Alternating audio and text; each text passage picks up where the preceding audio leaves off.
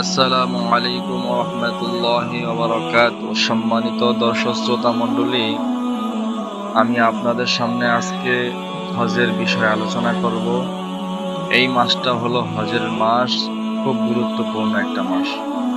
এই মাসে আল্লাহ তাআলা যাদেরকে তৌফিক দান করেছেন, প্রত্যেক হাজী সাহেবরা মক্কা মদিনায় যাইয়া হজ করার জন্য সুযোগ করে আল্লাহ তাআলাকে দিয়েছে।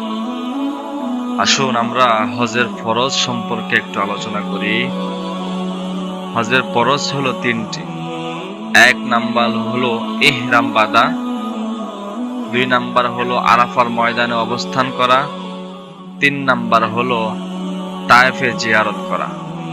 সম্মানিত দর্শক শ্রোতা মণ্ডলী, এখন আমরা হজের ওয়াজিব কয়টি এই ভিডিওর মধ্যে বলা হবে। হজের ওয়াজিব হলো 6টি। এক নাম্বার হলো জিলহজের 10 তারিখ সুবহে সাদিক থেকে সূর্যোদয় পর্যন্ত যে কোনো সময় মুজদালিফায় অবস্থান করা। দুই নাম্বার হলো সাফা মারওয়ায় 7টি দৌড়, এটিকে সাই বলা হয়। দৌড় শুরু হবে সাফা থেকে আর শেষ হবে মারওয়ায়। তিন নাম্বার হলো শয়তানকে পাথর মারা।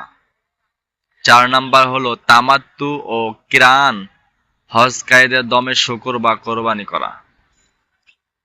পাঁচ নাম্বার হলো হারাম শরীফের সীমানায় কোরবানি দিনগুলোতে মাথা মুন্ডানো বা চুল ছোট করা। ছয় নাম্বার হলো বিদায়ী তাওয়াফে করা। এই তাওয়াফের 6টি ওয়াজিব আমরা যারা হাজী সাহেবরা রয়েছি সুন্দর করে এগুলো পালন করার চেষ্টা করব।